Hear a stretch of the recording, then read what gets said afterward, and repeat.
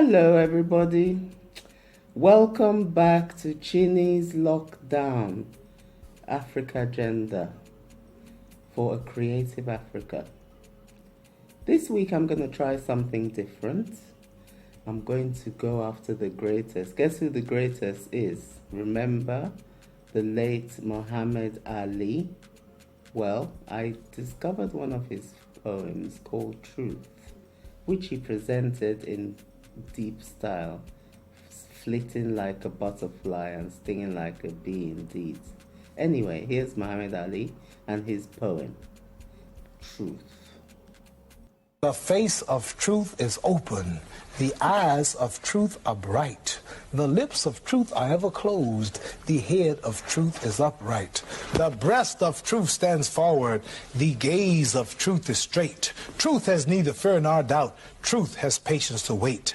The words of truth are touching, the voice of truth is deep, the law of truth is simple, all you sow you reap.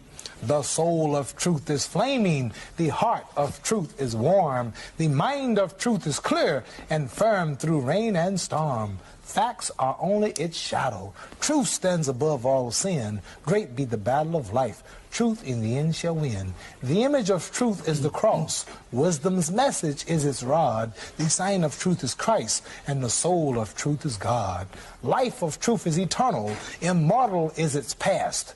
Power of truth shall endure. Truth shall hold to the last. That was the late Muhammad Ali, aka Cassius Clay, former world heavyweight champion of the world. Now, we're going to present a book. I'm sure you've all been anticipating meeting the author. The book is called Nigeria 100, From Lugard to Jonathan. Our history, apparently, from those periods. That's over 100-year period. And it was presented and edited by the amazing young lady called Deborah Ogene, aka Debbie. So I introduce her to her now. Hi, Debbie. She's a principal consultant at Trump's Consulting in Lagos, a successful entrepreneur and socialite. Debbie has a lot to offer us with her magnificent coffee table book depicting in splendid color our Nigerian history. My dear Debbie, welcome to our show. Hello, Chini. Now, Debbie, what on earth inspired you to produce such a magnificent book on Nigerian history? Where did you get the idea from? I wanted to do a coffee table book celebrating Nigeria that also focused not merely on landmarks, but also everyday life in the country over the past century. As Nigeria was celebrating 100 years of its existence in the year 2014. In a country like ours, aka Nigeria, where history has been banished in schools for a while, were you not concerned about producing such historical literature with evidential photographs to boot? No, I was not concerned at the time because this wasn't a book for, it wasn't a textbook for schools. Well, this book looks like a lot of work. How long did it take you to compile this masterpiece, I must say, because I love it? It took us 18 months to research and put together because, I mean, we had to go through, we started researching from 1914 right up until 2014. And which subject did you enjoy researching and preparing for the most in this publication? And who were your favorite personalities here? No, I don't have a favorite section that I enjoyed working on in this book. I have enjoyed working on the book generally, as it was very educating for me. As I was not educated here in Nigeria, I was educated in the UK, so I didn't have a good grasp of the Nigerian history. But working on this book, I learned. Each section has been very educative and enjoying for me. Okay, is there going to be another equally voluminous version? The buck doesn't always stop at the Good Luck Jonathan, you know. It goes further than that up until now, doesn't it? I'm working on a second edition. We're just putting finishing touches to it. I would like it to come out in October as we're celebrating 60 years of independence, but I'm not sure. But it will definitely be out before the end of this year.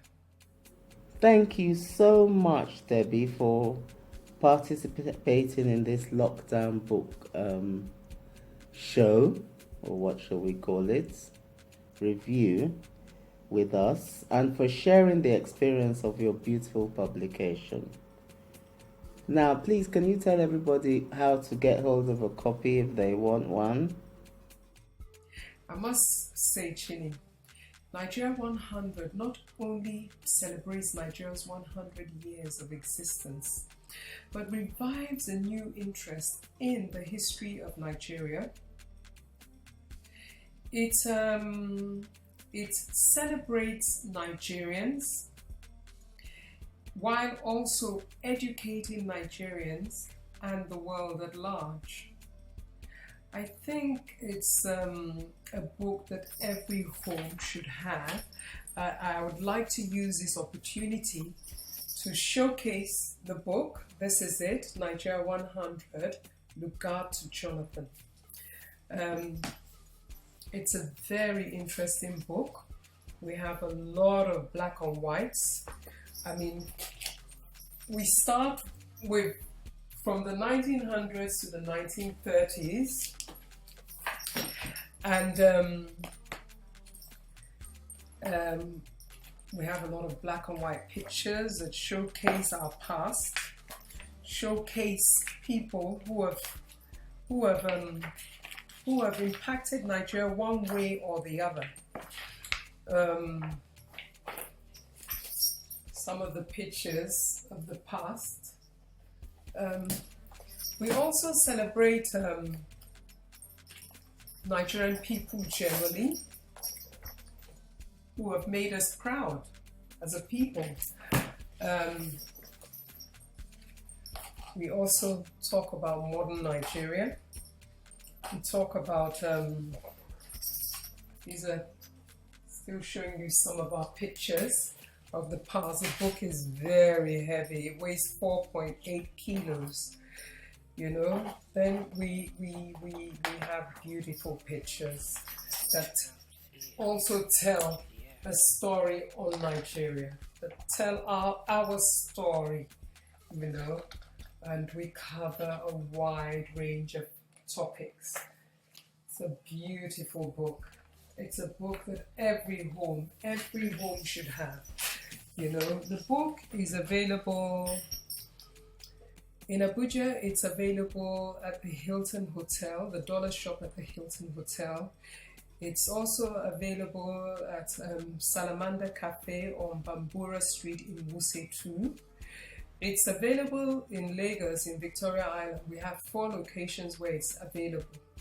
There's Terra Culture on Tamiyo Savage, the Luxury Home Store on Sanusi Fakunwa Street, the Origin Store in Sandiland Mall on Oriokunla Street, and Alara on Akiolubade Street, all in Victoria Island. Now, for those who are interested in purchasing the book and are not in those areas, if you send me an email, my personal email address is debbieogene@gmail.com, or to the company email address info@trumpsconsulting.com. We can either send it to you by mail or direct you to where you can get a copy, you know. So Chini, thank you for having us. I hope we've answered some of your questions regarding Nigeria 100. There it is again, Nigeria 100. Lugard Jonathan. Now let me showcase a new poem and video by the most gifted poet and spoken word artist in Nigeria. His name is, I'm sure you've all heard about him, Dike Chukwumerije. Titled Blood in the River. Here goes.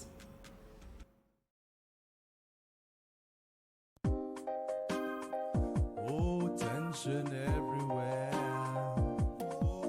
Are we living in a civil war? Are we living in a civil war? Are we living in a civil war? Are we living in a civil war? I don't know. Tonight, there is no quiet in Jamaa. No one in bed listening to cricket, or the wind, or the rain, or the rustling trees. The stars shine, but no one is watching. There is a boy alone in an empty house, a weeping girl by a broken fence, a man running up the dusty road asking who he sees, "Have you seen my child?" "No, Baba, I have not." Tonight, the roofs burn in Jamaa. No baby secure in its mother's back. The food was cooked, but no one eats it. A promise made, but no one keeps it. To keep us safe, to stop the killings, the murderers still move like ghosts in bushes. The soldiers are here, but they are there. The soldiers are there, but they are here. Tonight, Giwa, tomorrow, Rabba. Then the ill wind turns and blows on Goza. A mother's anguish is too deep to voice. She rocks back and forth. It is in her eyes. For Leah, she weeps. For Chibok, forgotten. For the girls taken over the Mandara mountain. For the blood in the grass where Agatu is buried. For Donga, for Vom, for Zangon Kataf. Tonight, for Skari, tomorrow, Igabi. Then the ill wind turns on Kukumdaji, where the branches cling in hope to the tree as the axe bites deeper into the tree trunk. For the rivers into which the savannah bleeds. For the Zamfara we pray, for the Yetzera. For Benue the battered, for the Gongola. Tonight we pray for the Kaduna. Brother, brother, do not shoot that gun. Do not plant that bomb, or we'll be gone. Living in a civil war. My brother's my enemy. Living in a civil war. Yes, we'll be gone. Living in a civil war. My neighbor's my enemy. Living in a civil war. Ooh, tension everywhere. Living in a civil war. Living in a civil war. Now let's shine a bit of light on Africa Gender Publications, who are about to make a comeback after managing to publish about 14 books since its birth in 2010. We currently have 4 hefty books in the pipeline, 3 of which are with our ghostwriting team, and 1 is about to be released this month. Surprise, surprise. However, Africa Agenda's top 5 bestsellers so far are as follows. Number 5, Born to Serve by Onliel Imoke, written by Enu Machibo and Ejuro Barrett. Number 4, Thou Shalt Not, written by R.C. Ofodile. Number 3, Children of the Fallen Sun, written by Chike Okechukwu. Number 2, There Was a Time, written by Nnamdi Ebo. Number 1, Onedo, the Blacksmith's Daughter, written by Ngozi Achebe, niece of the late Chinua Achebe. Anyway, today I wish to pull out another poem I wrote from my coming book of poetry, which is what I meant was being released this month. It's titled Like Father, Like Daughter. It's about one of my favorite cities in the world, the modern city of Abuja, where I live.